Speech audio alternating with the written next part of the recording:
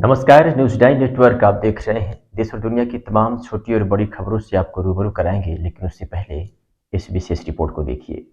तो ये खबर आजमगढ़ से है, जहां मेदांता हॉस्पिटल लखनऊ एवं रेम्बो चिल्ड्रेन हॉस्पिटल आजमगढ़ की संयुक्त तत्वावधान में लगाया गया निःशुल्क स्वास्थ्य शिविर व किया गया स्वास्थ्य संगोष्ठी का आयोजन। आपको बता दें तो मेदांता हॉस्पिटल लखनऊ से आए डॉक्टरों ने रेम्बो चिल्ड्रेन हॉस्पिटल आजमगढ़ में निःशुल्क स्वास्थ्य शिविर लगाया था, जिसमें जिले व आसपास के इलाके से आए 200 से अधिक बच्चों को परामर्श दिया गया व जाँच भी की गई। शिविर दोपहर 12 बजे से शाम 5 बजे तक रेम्बो चिल्ड्रेन हॉस्पिटल आजमगढ़ के तत्वावधान में लगाया गया था। स्वास्थ्य शिविर के उपरांत शहर के एक होटल में संगोष्ठी का आयोजन भी किया गया, जिसमें मेदांता से आए वरिष्ठ बाल चिकित्सकों ने बच्चों की बीमारी में आई आधुनिक तकनीक व उपचार के विषय में चर्चा की। इस संगोष्ठी में जिले के 50 से अधिक बाल रोग विशेषज्ञ डॉक्टरों ने भाग लिया। इस अवसर पर जिले के वरिष्ठ डॉक्टर दीपक पांडे ने मेदांता से आए डॉक्टरों को धन्यवाद दिया व भविष्य में भी इस प्रकार के निःशुल्क कैंप व संगोष्ठी करने का भी अनुरोध किया। मीडिया से बातचीत करते हुए क्या कुछ कहा है बाल कैंसर एवं रक्त रोग विशेषज्ञ डॉक्टर अंशुल गुप्ता व बाल हृदय रोग विशेषज्ञ डॉक्टर रोली श्रीवास्तव और बाल मस्तिष्क रोग विशेषज्ञ डॉक्टर ऋचा तिवारी ने। आप सुनिए।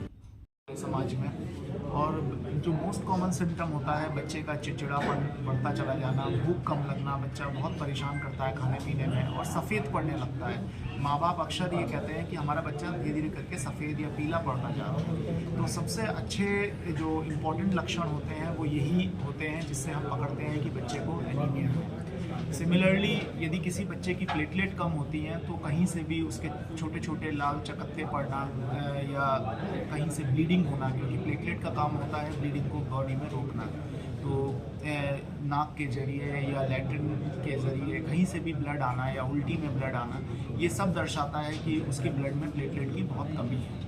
अगर WBC काउंट कम होता है तो WBC चूँकि एक इन्फेक्शन फाइटिंग सेल्स होते हैं, तो जब वो उनकी मात्रा कम होती है तो बच्चे को तेज़ बुखार, ठंड लग के तेज़ बुखार आना, बहुत ज़्यादा कमज़ोरी महसूस होना, बच्चा मतलब शिथिल सा हो जाता है। तो इन सिम्टम्स को यदि हम टाइमली पहचानें और उनको ट्रीट करने के लिए किसी निकटतम डॉक्टर से संपर्क करें तो शायद ये बीमारियां जल्दी डायग्नोस हों और जल्दी हम उसका उपचार कर पाएँ। देखिए, बड़ों में और बच्चों में हृदय रोग बिल्कुल अलग होते हैं। बच्चों में हृदय की बनावट जो माँ के गर्भ में जब हृदय बनता है तो उसकी बनावटी गड़बड़ी की वजह से बच्चों को हृदय रोग होता है, और बड़ों को जो होता है वो हार्ट के चारों तरफ जो धमनियाँ होती हैं, आर्टरीज होती हैं, उनमें कोलेस्ट्रॉल या कैल्शियम डिपॉजिट की वजह से होता है। तो दोनों के लक्षण भी अलग होते हैं और दोनों का जो ट्रीटमेंट है वो भी बिल्कुल अलग है। तो कैसे हम पहचानेंगे? अगर किसी बच्चे को हार्ट की दिक्कत होती है तो दो तरह की संभावनाएं हो सकती हैं। या तो बच्चे को हार्ट फेलियर सिम्टम्स होंगे जिन्हें हम कहते हैं, जिसमें कि बच्चा तेज तेज सांस लेता है, बच्चे का वजन नहीं बढ़ता है, दूध पीते पीते बच्चा थक जाता है और उसके माथे पे पसीने आते हैं। और एक लक्षण ये भी होता है कि बच्चे का वजन बिल्कुल नहीं बढ़ता है, अपनी उम्र के हिसाब से बच्चा बहुत छोटा दिखता है और बार बार उसको निमोनिया होता है जो कि जानलेवा भी हो सकता है। या फिर एक बड़ा ग्रुप होता है साइनोटिक हार्ट डिजीज जिसे हम कहते हैं, जिसमें कि बच्चा जो है वो रोते रोते नीला पड़ने लगता है और कभी कभी इस नीलेपन में बच्चे दम भी तोड़ देते हैं। और विडंबना ये है कि इन सभी बीमारियों का बहुत ही अच्छा इलाज है, बशर्ते हम उस इलाज तक पहुंच पाए, जो कि अब हमारे बहुत नज़दीक है। और पहले यहाँ मतलब पूरे उत्तर प्रदेश में इतना बच्चों की हार्ट सर्जरी नहीं हो रही थी, बट अब चीज़ें बदल रही हैं। बच्चों की हार्ट की सर्जरी होती भी हैं और बहुत सक्सेसफुल भी होती हैं, अगर समय रहते उनका इलाज हो जाए। जो बीमारियां ये ना हो जी, तो उनके बचाव के उपाय के बारे में क्या जागरूकता की? देखिए, बहुत सारी बीमारियां बच्चों की जो होती हैं जन्मजात होती हैं, वो जेनेटिक होती हैं। बहुत सारी होती हैं जिनका हमें कोई रीज़न नहीं पता है ये क्यों हो जाती हैं। मतलब बहुत सारे इस पर वेरियस फैक्टर्स होते हैं जो हमारे कंट्रोल के बाहर हैं, जेनेटिक रीजंस जो होते हैं। हाँ, लेकिन जैसे माँ जो कर सकती है, जैसे अगर बच्चा है गर्भ में तो दवाइयाँ ज़रूर पूछ के खानी चाहिए, क्योंकि बहुत सारी दवाइयों का भी इफ़ेक्ट होता है। और इसके अलावा धूम्रपान और अल्कोहल से भी बच के रहना चाहिए ड्यूरिंग प्रेगनेंसी के दौरान। और इसके अलावा और कोई ऐसा कौन कौन से हैं और क्या क्या उसके सिम्टम होते हैं? तो बच्चों में न्यूरोलॉजी के जो रोग हैं वो ऑलमोस्ट वही हैं जो बड़ों में होते हैं। जैसे कि सबसे पहले न्यूरो डेवलपमेंटल डिसऑर्डर, मतलब मस्तिष्क का उम्र से कम विकास होना, जिसमें बच्चा अपनी उम्र की समझ को पा नहीं पा रहा है।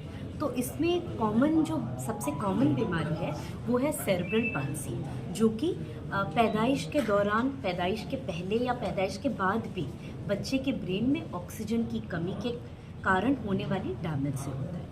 तो पहली हो गई सेरेब्रल पाल्सी। दूसरा हो गया अटेंशन डेफिसिट डिसऑर्डर, मतलब कि एक जगह ध्यान ना लगा पाना, अपना मन ना लगा पाना, जिसमें बच्चे बहुत ज़्यादा चंचल होते हैं, शरारती होते हैं।